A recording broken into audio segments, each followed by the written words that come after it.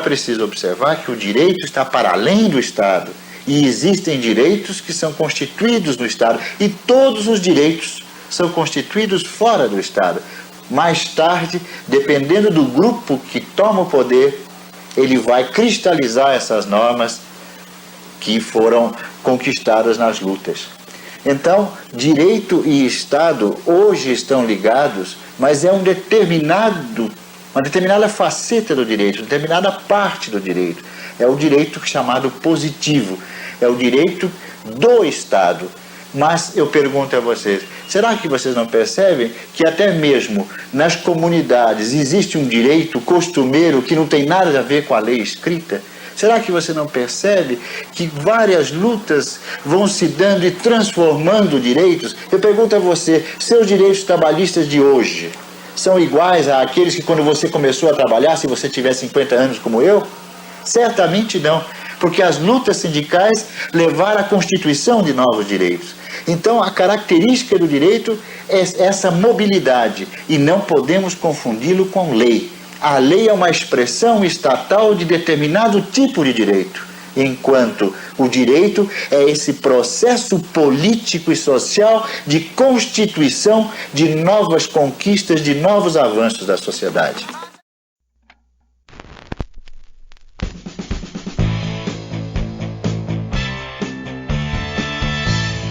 Olá, meu nome é Marcos Carvalho Lopes e este é o podcast Filosofia Pop. Esse é um episódio especial da série de leitura em que propomos conversas que contextualizam determinada obra, ajudando a revivar suas questões e funcionando como um convite para o texto. A obra escolhida como mote para o diálogo de hoje é O que é Justiça? Uma abordagem dialética, publicado por Roberto Aguiar, originalmente em 1982. Este livro ganhou uma reedição organizada por Roberto Bueno em 2020, publicada pela editora do Senado. Então você pode baixar o livro gratuitamente ou encomendar seu exemplar em formato impresso por um preço acessível.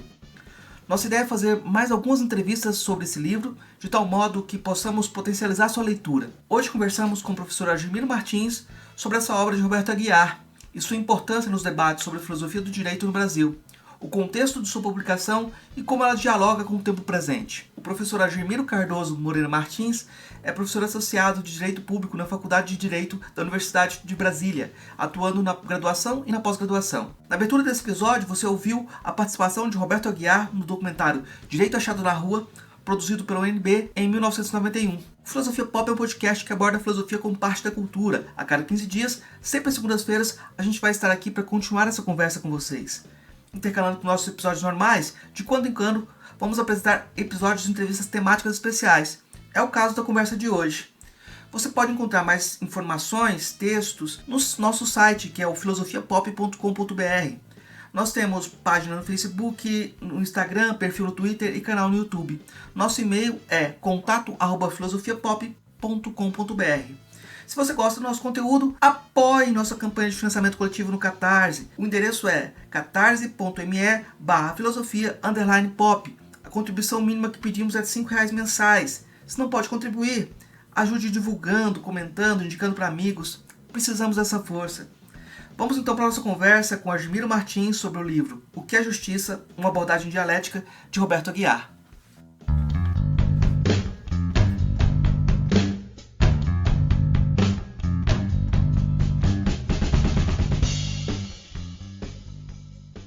Hoje a gente recebe o professor Argemiro Martins, direto de Brasília. Ele é professor da UNB, do curso de Direito, e nossa conversa hoje vai ser sobre, em torno da obra do Roberto Aguiar, e tentando explorar algumas conexões que ela tem com algumas perspectivas que o professor Argemiro trabalha, né? Mas de início, eu vou perguntar para o professor Argemiro quem foi o Roberto Aguiar. E eu acho que essa pergunta a gente vai girar em torno dela também um pouco hoje, nessa conversa de hoje. Perfeito. Bom, antes de mais nada, eu gostaria de agradecer ao professor Marcos Carvalho Lopes pelo convite, o generoso convite de participar desse podcast, cumprimentar todos que estão nos escutando ou não nos escutarem no momento do futuro. Dizer que é um grande prazer aqui estar com você conversando sobre a figura do professor Roberto Aguiar, que foi, além de uma figura importante, pensamento jurídico brasileiro crítico, ele foi um querido amigo, que nos deixou em 2018.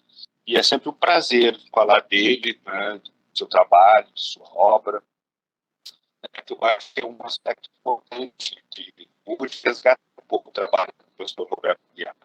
Também, através dele, né, dar uma olhada no pensamento jurídico crítico brasileiro. Eu acho que esse que é o aspecto central. De um modo geral, o pensamento jurídico brasileiro é muito conservador. Se você olhar para as figuras dos grandes juristas brasileiros, Miguel Ferrari, Oliveira Viana, Francisco Campos, todos eles, de um modo geral, a grande tradição do pensamento jurídico brasileiro, ele é um pensamento conservador, que sempre facilmente endossa soluções autoritárias. Ocorreu a experiência da ditadura militar de 64, antes, do Estado Povo-Varquista. E o Roberto Aguiar é uma figura dissonante disso. O Roberto Aguiar ele pertence a uma geração de juristas que no final dos anos 70, dos anos 80, quando a ditadura militar começou a entrar em declínio, começaram a fazer um discurso jurídico mais crítico.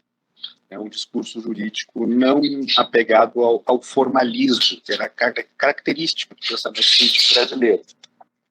Então, nesse sentido, o Roberto Aguiar ele é um pensador diferente. Né? Ele pensa o direito a partir de outras categorias. Mas antes, uma breve nota biográfica. Né? O professor Roberto Aguiar ele era paulista, nasceu em São Vicente, a velha São Vicente, em 1940, nos deixou em 2018, e teve uma vida bastante interessante. Né? Ele foi estudante, né, se formou em 1965, um ano depois do golpe, e logo depois ele se envolve na luta contra o golpe. Ele chegou a militar em movimentos de esquerda, ele chegou a militar, se não me engano, na Ação Popular. Ele foi exilado em 68 em Paris, né, onde ele participou, foi membro da Unesco, trabalhou na África. Depois de um tempo ele volta ao Brasil, segue sua carreira de professor e começa a publicar livros importantes, né? Livros bastante importantes, dentre os quais esse, né, que foi reeditado recentemente pelo Senado Federal, uma obra, um trabalho do professor Roberto Bueno, né, do qual eu tive o prazer de participar com um artigo escrito a 4 mãos. O artigo é meu e do professor, também meu colega e amigo aqui da Universidade de Brasília, o professor Alexandre Bernardino Costa. Que é justamente a ideia do livro era resgatar um pouco esse pensamento crítico brasileiro, que o Roberto Aguiar é um dos grandes expoentes. Né?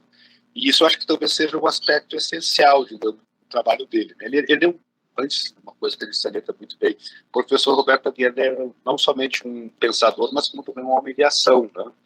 Quando eu o conheci aqui, foi quando eu cheguei em 2008 na Universidade de Brasília, ele era o reitor pro tempore, né? Mas ele já tinha sido secretário de Segurança do Distrito Federal, né, durante a administração do Cristóvão Buarque, foi secretário de Segurança do Estado do Rio, da breve administração da Benedita da Silva. Então ele era um homem de bastante ação, de bastante trabalhos concretos. Né? Eu acho que isso é uma coisa importante. O pensamento do Roberto Aguiar é um pensamento crítico e um pensamento que parte, digamos, da concretude sobre que o Brasil pedia. Eu acho que essa é uma chave importante de leitura para a gente entender o contexto dele. Eu acho que esse ponto talvez seja muito, muito relevante destacar por conta do engajamento, né? Geralmente a gente tem uma situação na academia em que quanto mais intelectual, menos prestígio acadêmico você tem, né? Como se seu engajamento desqualificasse seu trabalho acadêmico. Sem dúvida. Né? Enquanto nosso discurso fica vazio se a gente não tenta transformar as coisas de modo prático, né? E eu acho muito relevante que a trajetória do Roberto Aguiar tem uma passagem que você cita que ele falava que, como secretário de segurança, ele poderia ter uma experiência ampla, porque já tinha sido torturado.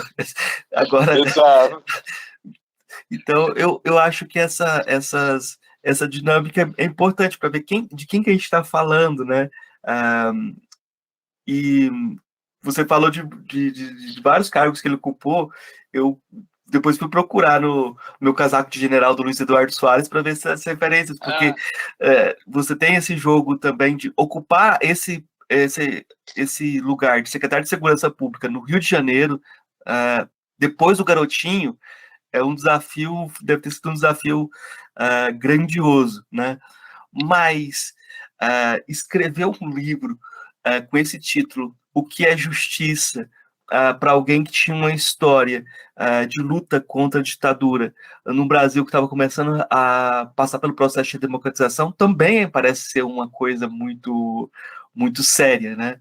Aí eu vou te perguntar, professor, eu vou fazer aquela pergunta que o que é justiça?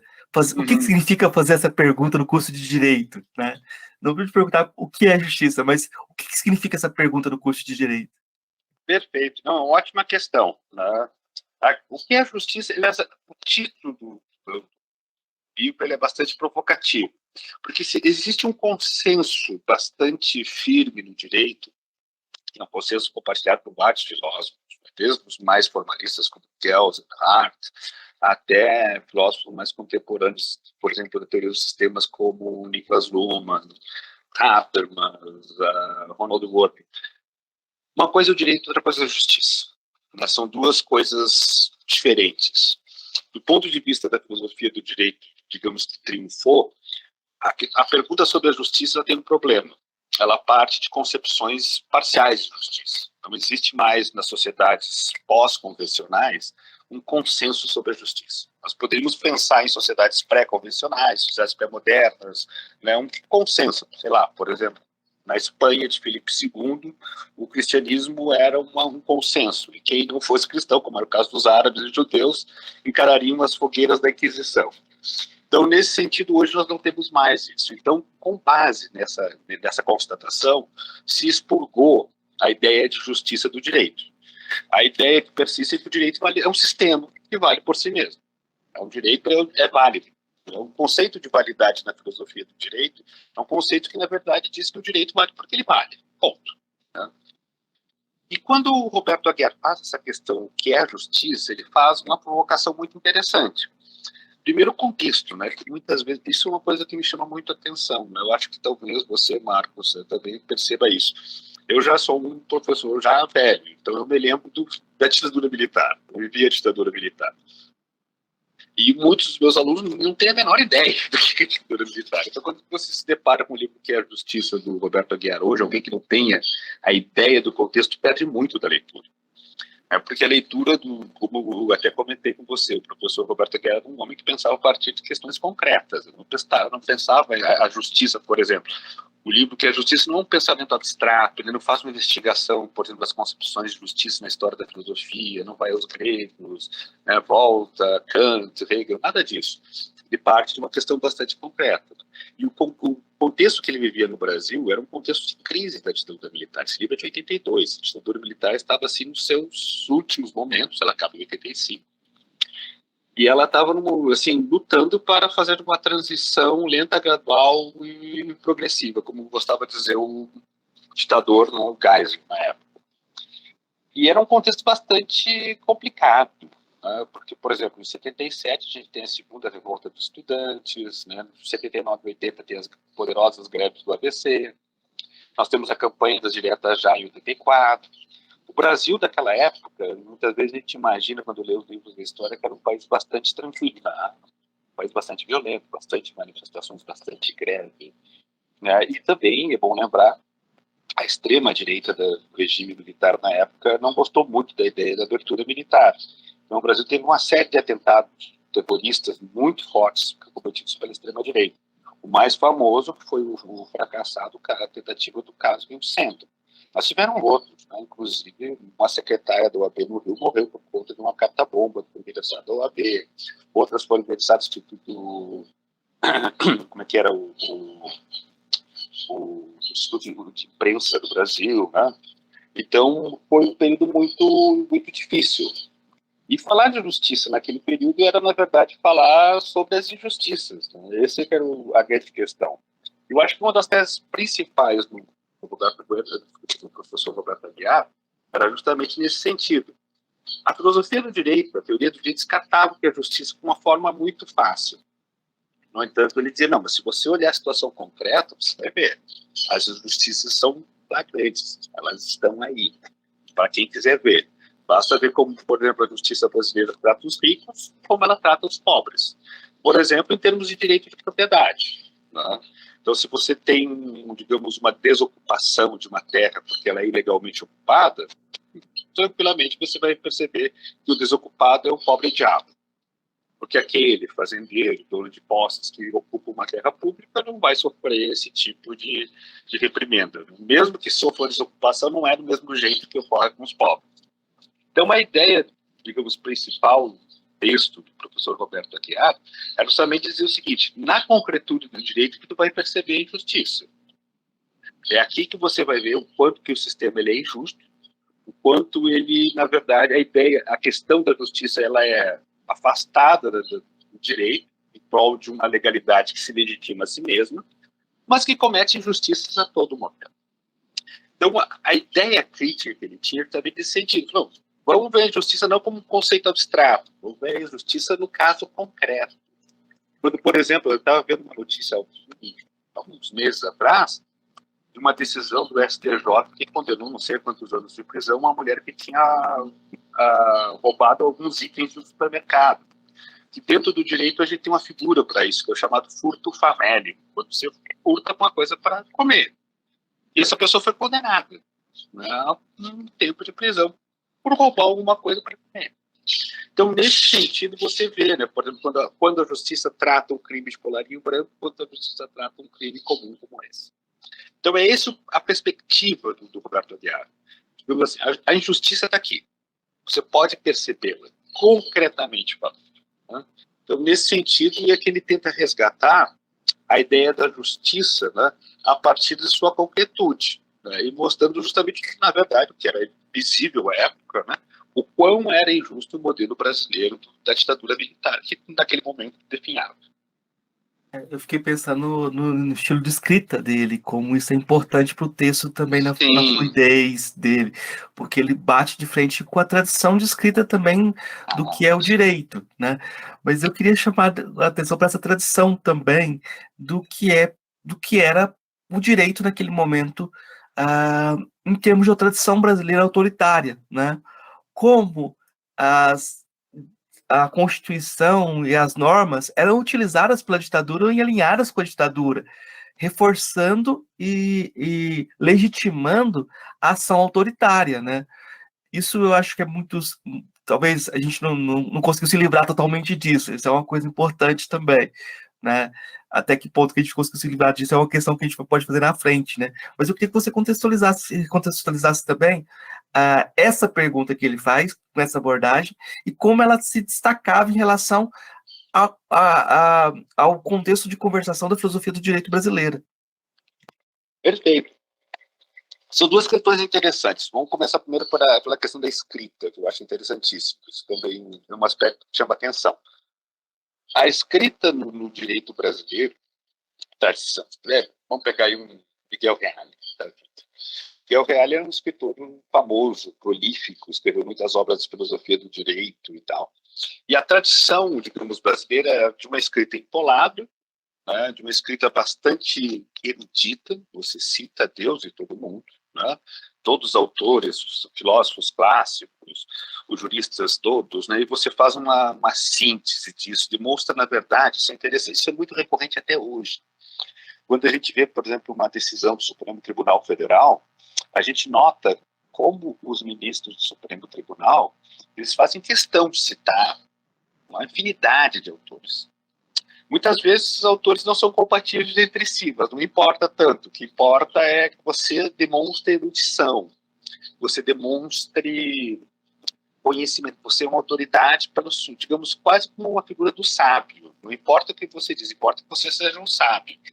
Então isso é um tipo de tradição muito persistente. É uma coisa que você pode encontrar, por exemplo, no Rui Barbosa, que viveu lá na virada do século XVIII para o século XIX, desculpa, do século XIX para o século XX, e você vê isso ainda hoje, no estilo muito anacrônico. O que a gente não encontra no texto do Roberto Aguiar, ele é muito direto, né? Ele é muito franco, ele é muito aberto, ele bate tudo de frente. Isso já o estilo de redação já é algo dissonante da tradição que ele estudou. Ele estudou em São Paulo, conheceu todos os autores, foi aluno de muitos deles e tal. Esse é um aspecto interessante e não é menos importante. É o fato de que realmente a linguagem como você se expressa diz muito sobre o que você está propondo, a quem você está se dirigindo, né? Então isso é interessante. Outra coisa que você colocou, e esse é um ponto que me interessa bastante, eu gosto de estudar esse tema, que é a relação direito e autoritarismo, né? Que é uma relação muitas vezes, digamos, simplificada. Existe uma ideia que não é errônea, mas ela tem que ser matizada, que é justamente a ideia de que existe uma contraposição entre Estado de Direito e autoritarismo. Ou seja, você tem um império do direito e um império, digamos, da autoridade de plantão, do ditador da vez. Essa contraposição, muitas vezes, ela é fantasiosa. E o caso brasileiro ele é bem ilustrativo nesse sentido. Tem um estudo interessante de um professor inglês chamado Anthony Pereira, em que ele fala do legalismo autoritário. Ele estuda o caso das ditaduras militares recentes no Brasil, Argentina e Chile, onde ele vai buscar, né, digamos, a relação que o judiciário tinha com os poderes ditatoriais. E uma das conclusões importantes que ele tira no livro é que no Brasil nós tivemos um caso muito estreito de colaboração do aparato judicial com a ditadura militar. E nós vamos ver, isso é uma coisa curiosa, uma coisa interessante. Os militares, à época, diziam que o Brasil não era uma ditadura porque nós tínhamos o Congresso funcionando. Não tínhamos o Congresso funcionando, é verdade, mas funcionando daquele jeito da ditadura militar, né, com dois bipartidarismo, uma oposição consentida, depois eles terem caçado o Congresso, praticamente os elementos indesejáveis do Congresso terem sido caçados, né? No final da ditadura, a partir dos pacotes de abril de 77, eles criaram a figura do senador Biônico, que era um senador indicado pelo presidente, que não tinha suporte eleitoral nenhum, né? O presidente podia fechar o Congresso, como também fez em 77, e outras vezes em 68 e tal. Então era um Estado de direito de fachada. Era um Estado de direito extremamente manipulado, manietado. E é interessante notar que essa relação entre direito e autoritarismo, ela é uma relação mais estreita do que normalmente a gente costuma pensar. Dizer, não, você tem um Estado de direito, você não tem um regime autoritário. Não, na verdade, você pode ter o direito. Eu acho que até o Montesquieu que sempre digo, não sei agora, vou ver se eu estiver errado, acho que foi Montesquieu que disse, por trás de um grande tirano sempre tem um grande jurista. Então, eu acho que nesse sentido, há uma colaboração muito estreita do sistema de direito, sempre houve. Se você pensar para o mundo afora, né? Você tinha Santi Romano, né, no fascismo italiano, você tinha um Carl Schmitt no regime nazista, você tinha um Oliveira Viano, Francisco Campos com Getúlio Vargas, você tinha um Manuel Gonçalves Ferreira Filho aqui no lado de 64, você tinha um monte de juristas trabalhando nessa questão.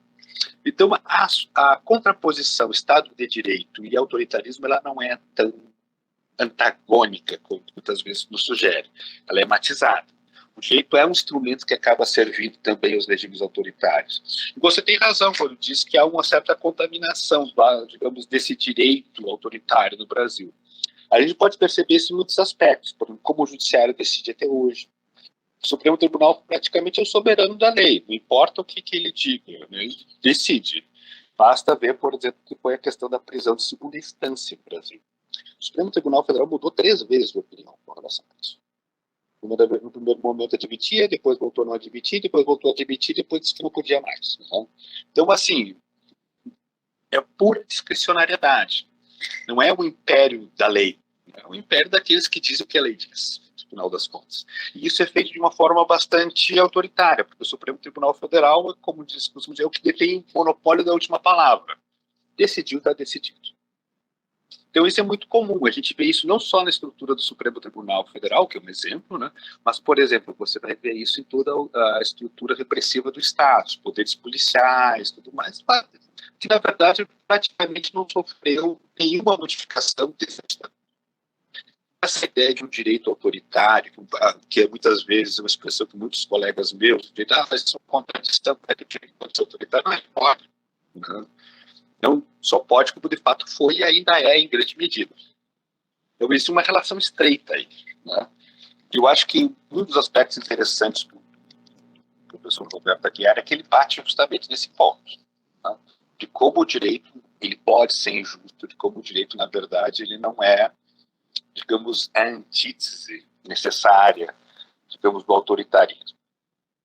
acho que uma pergunta que eu gosto de fazer para o texto é o que ele queria fazer, né? O que o autor queria fazer. E quando eu pego o texto do Roberto Guiar, eu vi que ele queria construir uma polarização para falar, você precisa decidir sua posição, você precisa saber de que lado você está. Ou você está lá do lado dos oprimidos ou do lado dos opressores. Naquele contexto, isso significava ou você está do lado da ditadura ou você está do lado dessa reconstrução democrática que a gente está querendo propor, né? Ah, essa polarização, ela, ela tem um problema para a gente hoje, quando a gente relê pela própria linguagem, né? Porque a linguagem da maioria e da minoria que ele usa mudou seu significado, né? Eu queria que você comentasse um pouco sobre isso, porque é um aspecto interessante. Essa mudança de significado diz muito sobre nossa trajetória também.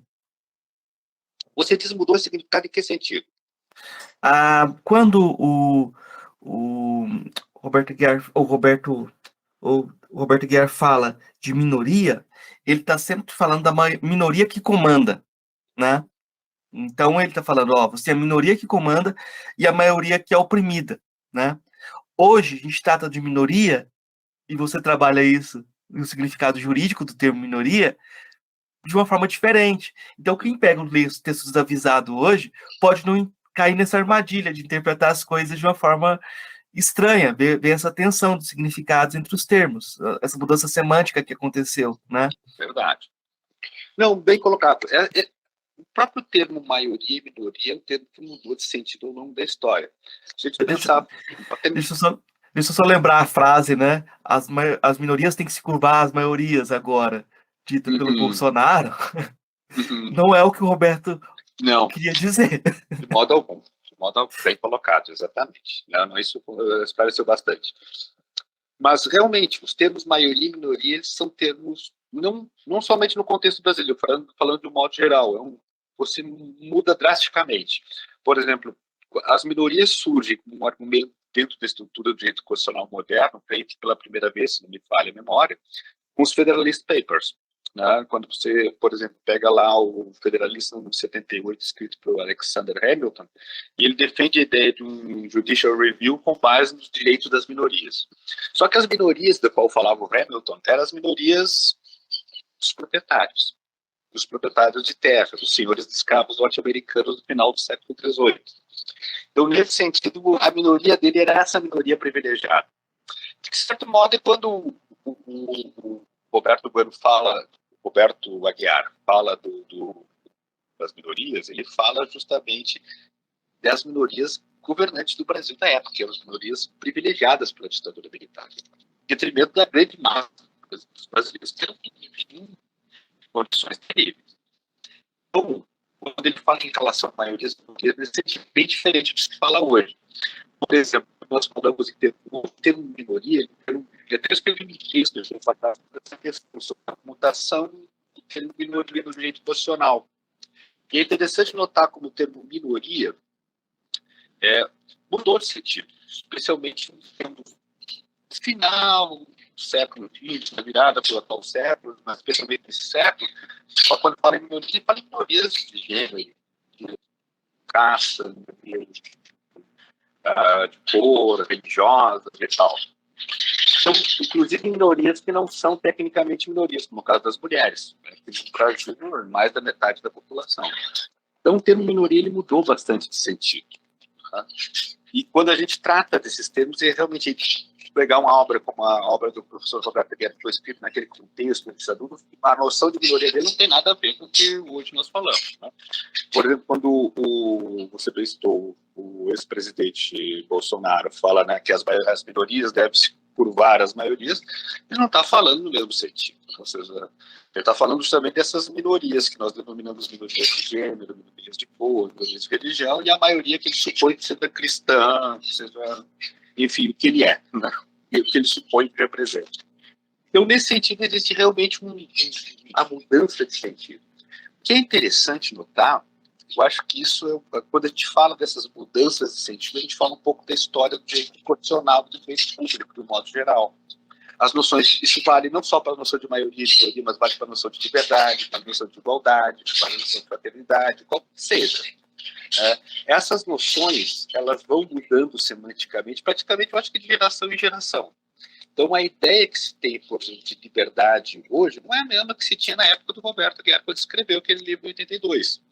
Em 82, por exemplo, um aspecto importante da liberdade cidadã, que você escolheu o presidente da República. Eu não escolhi o presidente da República dentro do formulário. Aí passou, não, a liberdade política, você poder escolher o presidente da República. Isso foi uma demanda muito forte, por exemplo, a gente lembra, eu lembro do extremo clamor popular que se teve na campanha das diretas já, porque justamente aquilo era uma bandeira importante, era uma reivindicação importante para a população na época, poder escolher o presidente. A ditadura militar havia simplesmente tolhido. Escolher o presidente era um acontecimento que os quartéis escolhiam e depois você sabia pela televisão quem tinha sido escolhido. Mais ou menos como a escolha do Papa, né? Em algum canto você escolhe e depois você sabe quem é, né? É uma espécie de revelação. Era assim a ditadura militar. Então é interessante notar, isso faz parte. Não sei, todos os autores, quando a gente vai ler, isso eu tenho que falar para os meus alunos, leiam os autores com equivalentes da época. O que nós temos, por exemplo, hoje, né, de dar um conceito de minoria hoje, não é o mesmo conceito que estava lá. E nós estamos falando de 82 no Brasil, que historicamente é logo ali. Né? Embora eu tenha vivido, se pessoas não viveram aquele período, mas é logo aqui. Né? E mudou muito a noção. Agora, imagina quando a gente trata de questões de autores que escreveram há 2, 3 séculos atrás. Aí é completamente diferente. Eu acho que é importante falar dessa transformação de sentido, porque a função retórica, havia uma função retórica nessa divisão também, né? De forçar essa tomada de posição. Ele até fala assim, quem é de centro é de direita. Não existe caminho aqui, a gente tem que escolher, isso é importante. Mas eu queria destacar um outro aspecto, que eu acho que ele é questão de ênfase, né? Ressaltar o aspecto da crítica da ideia de neutralidade. Vocês até usam o termo véu da indiferença, aplicar o véu véu da ignorância, aplicar o véu da ignorância no Brasil é quase um véu da indiferença, né? Pensar o que é justiça no Brasil e não levar em conta as desigualdades já partir de um discurso vazio, né? Eu queria que você comentasse um pouquinho sobre isso, porque eu acho que essa ênfase e essa crítica da ideia de neutralidade é muito importante, porque é um refúgio do que a gente chama de banalidade do mal, né? Não, eu estou só interpretando a lei, eu estou só fazendo o que... E é muito comum ainda. Não, verdade. E essa questão da neutralidade axiológica é uma coisa interessante, porque quando esse pensamento jurídico crítico no Brasil surgiu no final da ditadura, né, ele batia muito nessa questão da neutralidade, porque ela era um argumento bastante utilizado pelos juristas pró-ditadura. Não, estou interpretando a Constituição, estou interpretando a lei. Pouco importava que a Constituição e a lei fossem feitas pelos ditadores da vez. Então, nesse sentido, a ideia de neutralidade ela é utilizada como uma espécie de escudo, né, para você reforçar o status quo. Essa ideia, por exemplo, está presente no texto do Roberto Guerra, que é muito evidente. Assim, na época, né, era uma coisa muito clara. Tínhamos ministros do Supremo Tribunal Federal na época, como era o ministro Moreira Alves, que era um formalismo atroz. Assim, ele fazia interpretações gramaticais legal para tomar decisões pavorosas. Isso era bastante recorrente. E a questão da neutralidade ela tem um significado muito interessante. Tem um grande debate, você tem filósofo, sabe? Tá? A questão na filosofia do direito, a ideia de neutralidade, ela vem justamente do moral do positivismo. Quando os positivistas como Kelsen, como Hart, o seguinte, olha, uma sociedade pluralista não tem como defender o ponto de vista moral, né, como fundamento de uma estrutura jurídica. O direito ele é uma forma que alberga qualquer conteúdo. E nesse sentido, eles estão corretos. Sim, direito é uma forma jurídica, ela alberga qualquer conteúdo. O problema do ceticismo moral, da neutralidade, é que eles são, não é que eles sejam, digamos assim, digamos que sejam neutros, é que eles são, na verdade, diferentes dos valores. Então, se você colocar, por exemplo, sei lá, valores nazistas e valores pacifistas, são todos valores. Então, nesse sentido, a indiferença alcança todos. Esse é que é o grande problema. Você tem, na verdade, o ceticismo, ele é uma espécie de... Como é que eu vou dizer a expressão? Fugiu agora o termo. Mas ele é uma espécie de cinismo com relação aos valores. Então, mas não posso tratar dos valores. Mas os valores de justiça social são valores que, sei lá, os valores que dependem do regime autoritário. Tudo entra no mesmo quadro. Você não faz nenhum matizamento. Você descarta todos como valores. Isso gerou uma reação, digamos, dentro da filosofia do direito. Né? Se você pegar autores mais contemporâneos, como o filósofo Ronald Worth, o próprio Robert Alex, de algum modo vão tentar encaixar os valores dentro de sua teoria jurídica, como uma forma de certo reconhecimento de que a ideia de ceticismo moral, a ideia de neutralidade, ela de fato ela fracassou. Então, é difícil você defender, por exemplo, como faz muitos juristas, a ideia de uma neutralidade pautada no texto da lei. Até porque o texto da lei, como todo bom texto, né, a gente interpreta contextos diversos com várias formas. Né? Há pouco tempo atrás, nós estávamos comentando sobre a semântica das palavras de maioria e minoria. Né? Isso demonstra justamente o quanto os textos eles são uma base frágil para você ancorar com a suposta neutralidade. Não, só estou interpretando. Né? Aliás, uma coisa que eu sempre digo aos meus estudantes, né? O recurso de que estou apenas interpretando, de que estou cumprindo a lei, é o argumento mais utilizado por todos os violadores de direitos humanos em todos os julgamentos de seus crimes, né? Desde Nuremberg, passando por todos os tribunais. Eu não estava cumprindo leis, não estava observando ordens. Não? É isso. A neutralidade, ela na verdade acaba sendo uma espécie de carta branca em diferença os valores que são diferentes. Eu não posso equiparar o valor de um Adolf Hitler, sei lá, com o valor de um Gandhi, por exemplo. Pensei aqui na filosofia, o pessoal. Eu só estava citando Kant. Eu não estava pensando. Mas eu acho que tem uma coisa interessante na postura do Aguiar, naquele contexto, e que ela ganhou outros significados agora também, que a gente tem que pensar que essa necessidade que ele pede de engajamento leva a gente a pensar na questão da politização do judiciário, no ativismo judiciário hoje em dia, né? E como isso tem um significado modificado, ou o contexto modifica a questão que a gente está diante dela, né? Como que você vê a postura do Roberto Aguiar hoje? Porque se eu fosse qualificá-lo, eu colocaria dentro da gavetinha do legalismo libertário, né? Mas eu não sei, eu queria que você comentasse um pouco sobre isso também. Boa questão. Né? Isso é uma questão que eu já também me preocupa muito. Eu já vi muitas pessoas falarem, por exemplo, que associarem, né? A ideia de que hoje que nós vivemos esse ativismo judicial do Supremo Tribunal Federal, né? Essa questão, digamos, dos valores, né?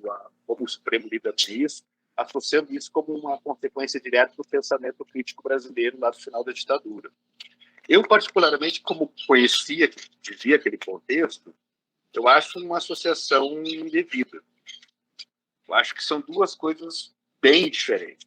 O contexto, por exemplo, que o Roberto Aguiar, quando ele reivindica, olha, nós temos que ter um pensamento crítico e engajado. Né? Ele diz claramente, nesse engajamento, essa noção de justiça que ele defende está escrita nas relações concretas sociais. Ele vai dividir, ele vai associar, por exemplo, a questão da justiça ao sistema de opressão, de dominação. Então, você tem os dominados e os dominadores. A justiça vai estar sempre do lado dos dominados, não do lado dos dominadores. Então, ele tem uma forte, digamos, influência, digamos, até do pensamento marxista, né? Do pensamento esquerdo, do pensamento crítico. Tá? Mas não tem nada a ver com o que se faz hoje com a teoria dos valores, tá? Porque justamente falta, né, esse aspecto, né, dessa estrutura social de injustiças. O Roberto Aguiar, quando afirmava isso, ele tinha em mente essa estrutura, um sistema que ele via, conhecia, e que era o sistema brasileiro, né? O sistema de absoluta favorecimento dos ricos e absoluta extrato com os pobres. E isso é uma marca do Brasil até hoje. Então, na época da ditadura militar, isso era mais notável, era mais, digamos, evidente. Agora, no caso atual, não. No caso atual, o que nós temos, por exemplo, quando se trata do Supremo Tribunal Federal tratando de valores, né, a gente vê, na verdade, uma pura discricionariedade. Voltando ao exemplo que eu dei há pouco tempo atrás com relação à questão da prisão em segunda instância, né? Então, assim, na hora o STF decidia que o que era importante era a presunção de inocência. E outro lado decidia que, na verdade, já não era mais a presunção de inocência. Era a segurança jurídica, era o interesse da sociedade, enfim, estabeleciam essas contraposições de valor que punham deles livremente. Tanto que o STF, como eu te falei, mudou 3 vezes de opinião acerca do mesmo tema em um espaço curto de tempo. E, claro, isso também é uma coisa importante. O Supremo Tribunal Federal utiliza isso de uma forma bastante política. Nós sabemos que a questão da prisão de segunda instância tem muito a ver com uma candidatura do atual presidente, na época, né? Em 2018, estamos falando que era o Luiz Inácio Lula da Silva. Então, aquele julgamento teve um caráter muito forte. Então, não há como comparar as duas coisas. Porque o caso do engajamento de Roberto Aguiar, e digo Roberto Aguiar, mas outros tantos juristas da época, era no sentido claro de defesa dos interesses da maioria da população indigente, da maioria da população pobre, miserável, e que praticamente não fazia parte, digamos, das atenções do Estado militar brasileiro da época. Hoje é diferente. Hoje você vê o uso indiscriminado dos valores sem qualquer comprometimento em, digamos, o rompimento com essa estrutura de dominação. Muitas vezes os valores são utilizados até para você fortalecer a estrutura de dominação, né? Então, nesse sentido, né, o pensamento crítico brasileiro, final da ditadura, né, da transição para a democracia, ele não tem, na minha opinião, nenhuma relação com o que ocorre hoje com o Supremo Tribunal Federal ou essa jurisprudência dos valores, vamos dizer assim, que vigora hoje, né? Embora eu não tenha, como te falei, coloco isso porque eu vi muitos colegas fazerem essa associação. Não é uma associação, digamos, do meu ponto de vista, legítima. Eu fiquei pensando no termo legalismo como saída, sabe? Porque eu vejo, assim, você estudou Oliveira Viana, o Roberto Bueno estava estudando o Francisco Campos, e é toda uma tradição autoritária, constitucional, né? Usar a Constituição por uma perspectiva autoritária. E a gente teve na Constituição de 88 uma coisa diferente, assim, o pessoal fala de Constituição cidadã, etc. Talvez uma Constituição conciliadora, né? Mas Sim. o que a gente vê agora é muito mais um anticonstitucionalismo, um movimento assim, que vai contra todos, tipo, parece que a gente tem... Como é que você vê essa dialética? Existe uma tensão aí? Como é que você percebe? Olha, eu acompanhei bastante esse processo porque realmente me lembro muito bem do tempo constituinte.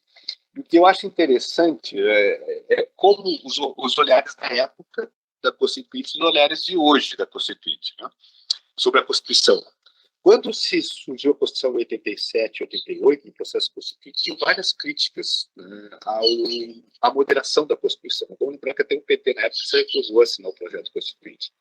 Porque a Constituinte, isso foi verdade, ela foi, digamos assim, um momento, né, de condensação das várias demandas populares que tinham na época. É a primeira questão que fala dos indígenas, que fala dos quilombolas, que fala dos direitos sociais, que fala da igualdade entre homens e mulheres. Por quê? Né? Fala contra a tortura, contra a prisão ilegal, devido ao processo, porque na época tudo que a ditadura fazia era bater nos índios, dos quilombolas, dos pobres, era um horror. Então ele foi uma afirmação daquelas demandas que a ditadura, digamos, reprimia, que a ditadura não dava atenção. Né? Tem uma frase que está lá no Vaticidade e Validade do Habermas, mas que eu acho muito interessante, quando ele diz que a cara tem uma história dramática, né? trauma do mundo da vida, que é traduzido em direitos. E ele é real isso. Mas um dos descontentamentos que o pessoal tinha com a Constituição não foi radical o suficiente. Ela foi um processo de neutralização, porque teve no primeiro momento aquelas demandas que acederam à Constituição, e depois teve uma série de comissões que neutralizaram isso. Eu orientei uma tese de doutorado, orientando a chamada Larissa Mizutani, em que ela analisa o processo de construção dos direitos, o caminho que as emendas populares percorreram na Constituinte. E ela demonstra bem claramente como essas demandas foram neutralizadas pelos partidos, pelas lideranças e tal. Então, na época, você tinha uma visão da Constituição, digamos, essa Constituição podia ter ido mais. Hoje, a Constituição é profundamente atacada. E aquilo que nós vimos que foi, digamos, um avanço que ficou aquém, hoje você vê como uma garantia, como algo que não deve se abrir mão, que a Constituição de 88 é uma maravilha. É interessante ver essa mudança de período, só porque eu acompanhei os dois, né? Então, eu me lembro de 87, 88 e me lembro de hoje. Vários colegas bem contemporâneos da época, não, mas a Constituição tem que ser defendida, mas na época eu não defendia isso. Já achava que a Constituição foi muito aquém, já deveria ir além, né? E nesse caso, hoje é diferente. É interessante, isso é importante para a gente refletir sobre a questão dos contextos, né? De como os contextos mudam muitas coisas, né? Hoje, por exemplo, quando eu vejo muitos militantes da esquerda, tal, defendendo a Constituição, defendendo o passado. É claro que a Constituição não é uma maravilha, ela tem problemas, mas também ela é sente como um avanço na estrutura da democracia brasileira. Eu acho que isso é um aspecto errado. A estrutura da Constituição tem que ser encarada. Nós temos várias questões, por exemplo, uma das coisas que me preocupa no discurso de defesa da Constituição é que isso também não pode a maneira de pensar criticamente. Eu acho que é sobre algumas coisas que a gente tem que pensar. Por exemplo, o Tribunal Federal é muito grande. Eu acho que o Tribunal Federal é um tribunal eleito por ninguém, indicado, e que tem um poder decisório muito grande. A própria estrutura do Congresso, o papel do Senado, para que serve o Senado? Né? A não ser para ser um contrapeso conservador. Né? Ou o próprio modelo de representação da Câmara dos Deputados. Eu acho que tudo isso tem que ser repensado. A Constituição, ela tem que ser defendida, mas criticamente. Né? Não no sentido de criticá-la, isso é interessante, né? Porque muitas vezes a gente coloca o termo crítica, parece que toda crítica vem do mesmo lugar. Não, uma coisa é a crítica bolsonarista à Constituição, outra coisa é uma crítica democrática, comprometida com a Constituição. Acho que são duas coisas que a gente deve discernir nesse contexto. Eu fiquei percebendo o cuidado que o Roberto Guiar tem para falar, olha, existem fissuras que você pode usar na interpretação da lei aqui, que pode ser usada para os oprimidos, etc. Mas no contexto hoje, a gente tem leis que não são aplicadas também. Tem muita coisa que essa Constituição modificou, né? E aí eu fiquei pensando... a gente está refazendo a questão hoje. Nossa conversa, de certa forma, está tentando refazer a questão do que é justiça, né? E como ela foi recontextualizada com a Constituição de 88, né? Eu acho que aí tem essa diferença também de você, num contexto ditatorial, e de um contexto que você tem uma Constituição que você pode falar, ela é deficitária, mas ela tem alguma coisa ainda, né? Mas eu vou te perguntar, então, sobre um aspecto que você tem chamado a atenção, que é o déficit de autonomia das pessoas, né? Dentro da participação da vida política. Eu acho que isso vai de conta com o Roberto Aguiar também, porque ele fala, as pessoas têm que participar, né? E a gente tem mecanismos na Constituição de participação que não são efetivados e ninguém tem interesse que sejam efetivados, né? Exatamente. Aliás, se você analisar a história da Constituição de 88 para cá, você poderia até escrever um livro chamado A História da Ineficácia, porque é isso que aconteceu. A Constituição de 88 tinha uma série de direitos, sobretudo sociais, né, que foram neutralizados pelo poder depois.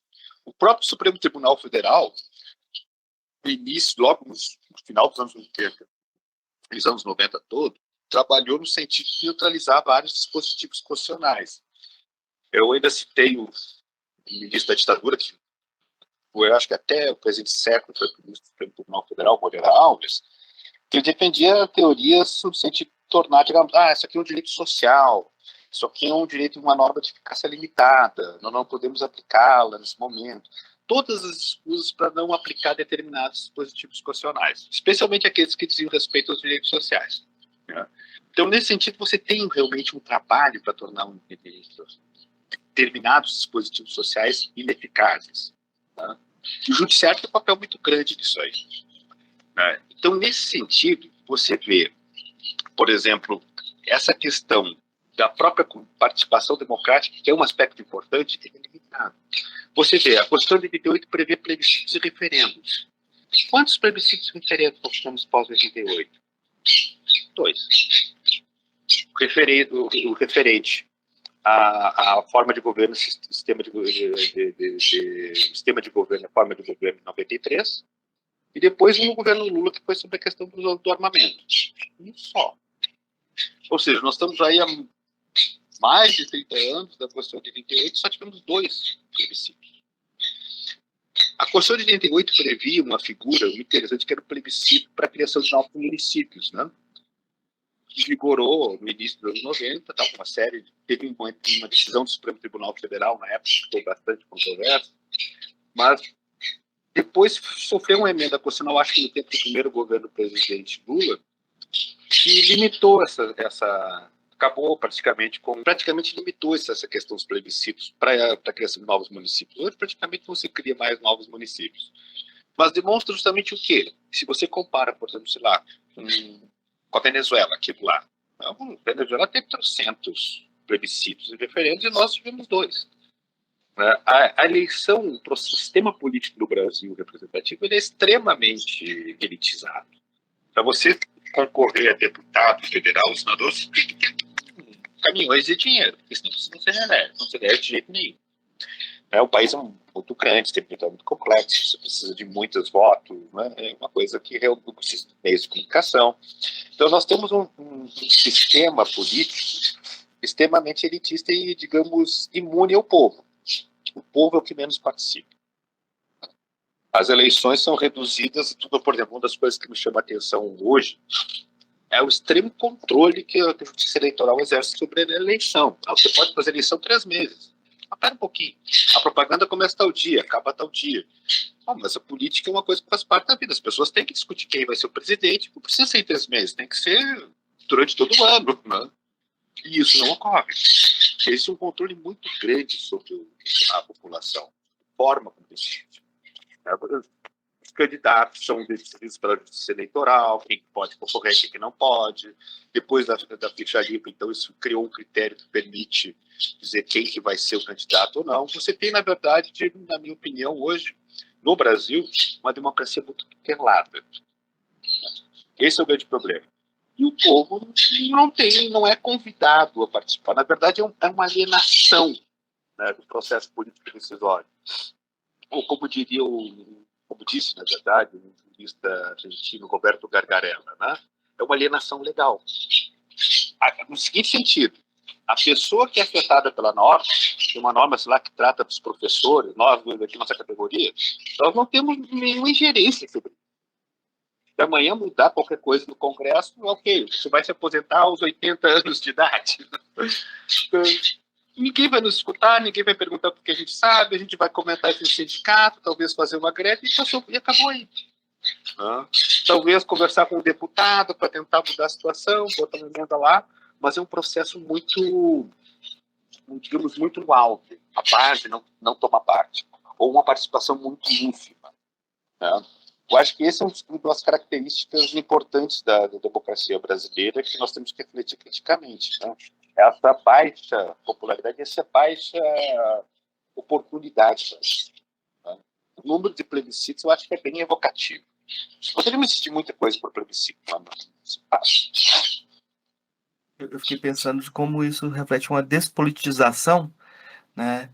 E um tipo de politização oportunista, né? Um tipo de politização contra a política, né? A gente tem esse movimento de de fazer política e contra a Constituição e contra as normas e contra... Então essa está se tornando muito popular, né? Falando da ineficácia. Todo mundo concorda com a ineficácia. Então eu acho muito é o contexto que a gente está vivendo. Professor, eu acho que a gente fez um percurso interessante. Acho que a gente fez um percurso para pensar com o autor, né? Pensar com o Roberto Aguiar. Eu queria que, fechando a primeira parte dessa conversa, depois eu tenho 3 perguntas que eu quero fazer, que eu faço para todos os convidados, eu queria que você comentasse um pouco sobre o lugar desse livro hoje, né? Porque eu acho que essa é a questão. A gente tem heranças de pensamento no Brasil, tem heranças autoritárias, mas também tem heranças de pessoas que tentaram questionar esse autoritarismo, né? Perfeito, ótima questão. Não, um lugar que eu acho que aqui já quero, né, digamos, saudar a iniciativa do professor Roberto Bueno, que foi reeditar o que é a justiça do professor Roberto Aguiar, que foi reeditado agora recentemente pelo Senado Federal em 2020, e eu acho que foi uma reedição, eu acho que é a segunda reedição, porque a primeira tinha sido original foi em 82, eu acho que teve outras edições depois, logo nos anos 80. Mas é uma obra muito atual nesse sentido. Fundamentalmente por quê? Os problemas que o professor Roberto Aguiar enfrentou ainda são os mesmos. Esse que é a grande questão. É o que a gente vê hoje no sistema brasileiro, por exemplo, de justiça, assim, o sistema de nominação que ele coloca é exatamente o mesmo. Os oprimidos continuam sendo oprimidos. Se um movimento popular ocupa uma determinada propriedade, vai a polícia lá e resolve isso na pancada. Se um fazendeiro ocupa uma terra pública, a chance de ele ficar com ela é enorme, né? Mas a polícia jamais vai lá espancar o sujeito. Então você vê justamente esse problema que a gente tem ainda está aí. Né? Quando a gente fala, por exemplo, dos aparatos repressivos do Estado, polícias e tudo mais, assim, não mudou muita coisa do tempo da ditadura para cá. Né? A tortura segue. A tortura segue, a prisão arbitrária segue. Ou seja, os problemas que o professor Roberto Aguiar enfrenta ainda são os mesmos. É interessante, o que é preocupante nessa reflexão é de que a mudança da democracia, nesse aspecto, não significou muita coisa. Tá? E também nos chama a atenção para o tipo de democracia que a gente constrói. Porque o tipo de democracia que o professor Roberto Aguiar tinha em mente era um tipo de democracia mais participativa, onde você jogava justamente a questão da responsabilidade política aos cidadãos. E aí, retomando um ponto da sua reflexão que eu achei interessante, a gente reclama, não, mas existe uma despolitização do povo brasileiro, falta uma consciência política, falta uma educação política. E realmente, falta, mas a gente não vai conseguir isso sem política. Se nós relegamos o povo a um papel decisório, secundário, de tempos em tempos, né? Lembra aquela famosa crítica do Rousseau à liberdade dos ingleses. Né? Os ingleses são livres de tempos em tempos para escolher seus representantes no parlamento, fora isso eles são súditos, né, como qualquer reino absoluto. E é verdade. Né? O papel brasileiro, da cidadania brasileira de tempos em tempos nós temos a festa da democracia nas eleições, que a justiça eleitoral reduz a 3 meses e acabou. Aí depois você fica aí. Então, nesse contexto, você não pode ter politização. Politização é isso que eu acho muitas vezes um equívoco de muitos colegas meus. Nós temos que fazer mais cursos de política, de formação política. Então, ok, isso é interessante. Mas a política ela é uma vida concreta. Ela tem que ter uma participação política. As pessoas têm que se sentir importantes ou, de algum modo, decidirem sobre isso. O sistema eleitoral brasileiro hoje é um sistema que a gente vai lá, aperta um botão e acabou a sua cidadania. No resto, você depende das autoridades públicas, do policial, do juiz, do prefeito. Aí você não tem realmente uma cultura política, você não politiza ninguém. Porque a politização, se nós lembrarmos, por exemplo, a experiência lá da Atenas democrática, era viver a democracia, você participar dos órgãos decisórios. Tá? Claro que nós não vivemos no contexto de democracia direta mais, mas você teria que ter alguma forma de participação. O que nós temos hoje é uma redução da participação política quase nada. Eu acho que esse é um dos aspectos importantes que a gente tem que analisar no contexto da Constituição Brasileira de 88. Que, como eu repito, eu não sou um crítico da Constituição nesse sentido, ela foi um avanço. Mas é claro que eu ainda acho que ela ficou aquém. Uma coisa que eu acho interessante em revisitar esse texto é que é como se a gente tivesse uma redemocratização falhada. A gente não conseguiu fazer um trabalho que foi pensado inicialmente para esses autores no começo da década de 80, final da década de 70. Existem vários autores que escreveram pensando como o Brasil deveria ter um projeto democrático, que não aconteceu. Né? Então, de repente, esses textos ganham uma inaudita presença, uma atualidade que a gente não consegue lidar com o texto da mesma forma. Assim, ele fala muito para a gente hoje, porque é como se a gente tivesse dado uma volta e a questão da ditadura permanece como um impensado. Né? Então, se existe um trauma para ser cuidado, esse trauma permanece. Né? Esse trauma permanece e talvez cada vez mais aflorado, né? Eu acho que é essa nota que eu queria colocar, como esse texto volta, mas volta porque a questão que ele colocava não foi trabalhada, né? Exatamente, né? Eu acho que é uma boa questão mesmo. A redemocratização no Brasil foi um projeto falho em muitas medidas. A redemocratização foi um processo que tem um texto de um outro colega meu aqui do NB, o professor Cristiano Paixão, muito interessante, que ele trata a Constituinte entre uma tensão, né? A continuidade e a ruptura. A Constituição brasileira foi uma tensão criada entre esses dois aspectos, né? Continuidade de um regime e a sua ruptura. E justamente foi o enfrentamento disso que deu, digamos, na Constituição de 88. E a gente vê, por exemplo, que as forças da ruptura, elas não conseguiram romper com muitos aspectos. Romperam com algumas coisas, mas não com tudo. Eu acho que talvez muito do processo da Constituição de 88, se a gente analisar hoje, do ponto de vista crítico, a gente vai ver que faltou foi justamente esse aspecto da ruptura, no sentido mais de um fortalecimento da participação dos cidadãos, no sentido de um fortalecimento da politização. O que nós temos hoje, é claro que a Constituição não é uma coisa que você decide lá, né? Tipo, veio o momento constituinte, decidiu tudo, daqui para frente é só uma repetição daquilo. Não. A Constituição ela é uma construção cotidiana, mas o caminho que nós percorremos é no sentido de uma despolitização cada vez maior, né? Se nós pensarmos, por exemplo, um dia eu estava lendo até um artigo sobre o número de greves que se tinha no Brasil nos anos 70 e 80, que compara hoje, é muito menor. Você tinha uma maior participação dos trabalhadores através do movimento escravista da pressão no regime militar. Hoje isso diminuiu. Então é interessante ver isso, né? Eu acho que se nós formos qual foi, digamos, a principal falha, na minha opinião, da Constituição de 88 em termos de redemocratização foi essa apatia política, essa despolitização dos próprios cidadãos, que talvez possa explicar, talvez, é uma hipótese, né? Essa questão, por exemplo, do bolsonarismo recente, né? Da volta da ditadura como uma espécie de mito, como algo que foi bom, quando na verdade foi um lixo. Isso eu acho que é uma coisa do pessoal. Só te contar uma história, né? Uma vez eu peguei um táxi, o taxista perguntou, um jovem, né? Ele falou assim, a ditadura não foi tão ruim assim. Aí eu olhei para ele e falei, você viveu a ditadura? E ele respondeu, não. Eu falei, eu logo percebi. Se tivesse vivido, não diria isso. Eu acho que agora eu vou para as 3 perguntas que eu passo para todos os convidados. Acho que a gente já fez um percurso aqui que, pelo menos, quero incitar as pessoas a lerem o texto e a pensar com o texto também, né? Mas a primeira pergunta que eu faço para todos os convidados é uma pergunta singela, simples. O que é filosofia? Uma grande e complexa pergunta para a qual eu acho que não tem forças para responder adequadamente. Mas a filosofia, eu acho, né, que é um trabalho, é uma forma de você pensar o mundo criticamente. Eu acho que a filosofia tem que você pensar o seu lugar no mundo. O lugar, por exemplo, no meu caso, eu sou um jurista, trabalho com direito, né?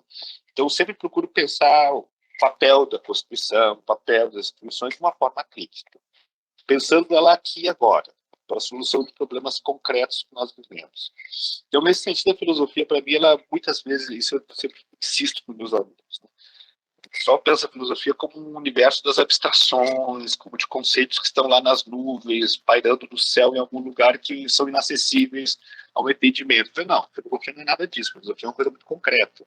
Ela está aqui para resolver questões que são, especialmente filosofia do direito, filosofia prática, você tem que resolver mesmo aqui. Né? A gente utiliza os conceitos abstratos como recursos conceituais para você compreender uma complexidade que não é visível. Quando a gente fala do Estado de Direito, fala das relações, lá, do federalismo, separação dos poderes, direitos fundamentais e tudo mais, isso não é uma coisa que você encontra na esquina. Isso não é uma coisa concreta, no sentido de uma pedra, de um tijolo. Isso é um conjunto de relações sociais bastante complexas que você precisa descrever com conceitos apropriados, que são os conceitos filosóficos. Você entende essa realidade a partir de categorias como, por exemplo, a questão da justiça no texto do Roberto Aguiar é estreitamente associada aos sistemas de dominação. Então, você tem que entender essa categoria para entender do que ele está falando. Mas a filosofia ela é uma coisa profundamente prática, ela serve para resolver essas questões. A abstração da linguagem ela é tão somente um recurso necessário para tratar de uma realidade que é extremamente complexa e que você não pode usar de outra maneira. Você não pode, por exemplo, descrever a situação dos direitos fundamentais a partir tal lugar aconteceu isso, tal lugar aconteceu aquele outro. Não, você precisa de uma linguagem abrangente que dê conta do fenômeno de sua complexidade. Mas a filosofia, eu acho o seguinte, para mim, ela é uma forma de pensamento crítico da realidade. Se ela não servir para isso, não serve para nada. E eu acho que esse é o grande propósito da filosofia. Qual a filósofa ou filósofo que você conheceu pessoalmente que mais lhe impressionou? Pessoalmente, que mais me impressionou, na área do Vale tem alguns que eu gostaria de colocar. Um foi meu professor no mestrado, que foi o professor Luiz Alberto Vará, que foi o professor argentino. Ele estudou na Argentina e fez sua carreira no Brasil. Era um pensador extremamente crítico, né? Pensava bastante a questão da filosofia do direito, tinha um conhecimento muito grande sobre a filosofia positivista de Hans Kelsen e, sobretudo, uma visão crítica, muito crítica. Foi um filósofo que me marcou bastante na trajetória. Um outro filósofo que eu tive o prazer de conhecer também, que me marcou bastante, foi o professor Miroslav Milovic. Foi meu colega aqui e, infelizmente, deixou essa vida por conta da pandemia do Covid. Foi uma perda muito grande. Nós aqui na faculdade sentimos bastante a falta dele, que ele era professor de filosofia do direito. E ele era um filósofo. Então, assim, isso é uma das coisas que eu até, quando você me falou que é um filósofo da filosofia do direito, fiquei muito feliz. Porque eu sempre desconfio dos filósofos do direito e juristas. Eu prefiro, gosto que o filosofia do direito seja dado por filósofos, né, que conheçam da filosofia para tratar do que a gente faz. Mas foi também uma figura muito importante, me impressionou bastante, assim, de trabalho, felicidade do colega dele. Tinha uma reflexão muito, o professor Miroslav tinha uma reflexão muito sofisticada da filosofia atual, de autores como Habermas, Carl Schmitt, Marx, que eu conhecia muito. Né? Então, eu acho que duas figuras me marcaram bastante, filósofos que eu tive o prazer de conhecer foram esses dois, né? O professor Vará e o professor Miroslav Milovic. Qual o seu filósofo ou filósofo favorito? Boa pergunta. Eu tenho vários favoritos, assim. Por exemplo, eu gosto, talvez eu acho que quando a gente acaba lendo os filósofos, a gente acaba tendo uma certa identificação, embora essa identificação seja crítica.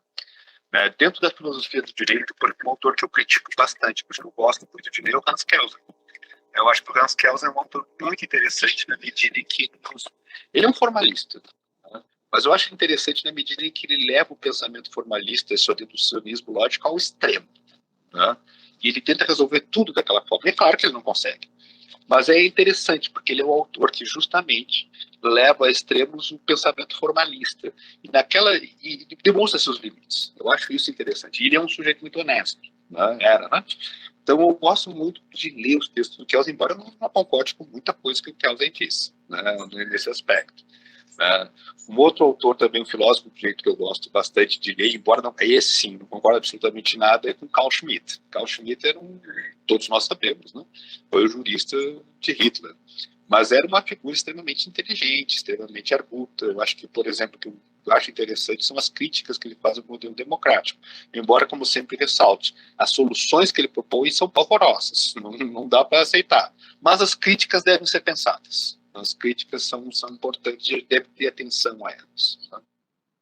Acho que são dois autores que me marcaram bastante a minha formação, digamos, na filosofia do direito, né? Então, que é o Carl Schmitt. Inclusive, um debate entre os dois. Sim, Você escreveu sobre o debate entre os dois já também, sim, né? sim. Foi sua dissertação de mestrado? A minha dissertação de mestrado foi um bem breve sobre o Carl Schmitt, né? Ah, E tá. depois, né, eu escrevi acho que um artigo sobre o debate dos dois. Ah, tá. Não, que eu queria partir para as indicações, pedir indicações de. O que você quiser indicar para os nossos pros ouvintes, de texto, música, filme, o que você lembrar de indicar agora que você acha interessante? Textos e coisas. Tem várias coisas para indicar aqui. Deixa eu pensar uma coisa que foi interessante. Eu estava lendo, um texto que eu digo, principalmente para os alunos, assim, sobre essa questão da democracia, né, uma visão, digamos, mais geral, é esse livro aqui, ó, Democracia Antiga e Moderna. É um livro antigo, né, escrito por Moses I. Finley, que né, eu acho que já faleceu, é um historiador norte-americano da Antiguidade Clássica, e que nesse texto, Democracia Antiga e Moderna, ele faz um contraponto bastante interessante entre a concepção antiga e a concepção moderna de democracia. De como mudou. O que era democracia para os gregos, o que é democracia, digamos, para os modernos. Né? Eu acho que é interessante essa reflexão, no sentido de você perceber as mutações do conceito de democracia ao longo da história. De como. Por que isso? Porque hoje, por exemplo, a gente fala muito de democracia. Existe um consenso muito grande sobre o que é. Todos somos democráticos. Eu acho até engraçado. Muitas vezes a gente utiliza o termo democracia como um adjetivo. Né? Então, você acabou de fazer uma coisa pouco democrática. Ou você não foi nada democrático em sua decisão. Né? Quase como um juízo moral. No entanto, a democracia não é clara. A noção de democracia ela é sempre algo íntimo. Quando o Bolsonaro fala em democracia, nós falamos de democracia, não é a mesma coisa. Né? Então, nesse sentido, eu acho interessante, talvez uma dica que eu ocorreu agora, esse livro do Moses Finley, porque ele demonstra como a ideia de democracia mudou, né? Da antiguidade à modernidade. E é bom hoje pensar que, mesmo na modernidade, essa concepção ela é bastante disputada. Ela é uma concepção bastante fluida. E dizer-se democrático não significa a mesma coisa, porque nós podemos ter várias pessoas se autodeclarando democráticas, mas a concepção de democracia por trás é algo bastante distinto. É que eu estava lembrando de te convidar já depois deixar já com a possibilidade de uma conversa sobre o Oliveira Viana, né? Porque você falando Será um prazer. Da democracia e a ideia de democracia autoritária dele está implícita nessa conversação também. Uhum. Eu acho que é importante falar sobre ele, sobre Francisco Campos. Então eu já peço esse novo diálogo e queria indicar mesmo. Você tem uma live que você participou, que você falou do Oliveira Viana, tem texto seu sobre essa questão do Estado de Direito, problematizando, sobre direitos, a ideia de minorias, né? Então, acho que o direito das minorias interpretado, eu acho que são todas referências que eu vou fazer para os nossos ouvintes, que pode procurar na internet, vai encontrar esses textos, e eles fazem parte do nosso diálogo aqui, eles estão também parte da conversação geral. E eu vou indicar um texto que está na minha mesa aqui, que é o Aristóteles em Mancondo, do Atílio Boron, né? É uma das influências que eu estou pegando do Roberto Bueno também. E eu vou indicar aqui também um lançamento, um livro chamado Atrás do Pensamento, a Filosofia de Clarice Lispector, da Márcia Sá Cavalcante Schubach. Era a primeira tradutora do Heidegger, né, do Ser e Tempo, né? A professora Márcia Cavalcante acabou de lançar um livro sobre Clarice Lispector, a filosofia de Clarice Lispector, e ela tem um outro livrinho também dela, chamado Fascismo da Ambiguidade, um ensaio conceitual em que ela pensa de que forma a sociedade nossa estava se organizando de forma fascista, né? Professor, então queria agradecer o diálogo de hoje, deixar o espaço aberto para suas considerações finais, para o senhor deixar seu recado final. Querido, eu só tenho a agradecer a oportunidade de estar aqui. Eu gostei muito do diálogo, acho que foi muito interessante, né? Eu gostei muito e quero cumprimentar você, seus alunos, nossos ouvintes do podcast, e dizer que eu aceito prontamente o convite para me falar sobre o Oliveira Viana. Vai ser um prazer voltar aqui e poder conversar contigo. Eu acho que foi um diálogo muito interessante, muito proveitoso para mim. Ah, Muito muito obrigado. obrigado. Muito obrigado, professor.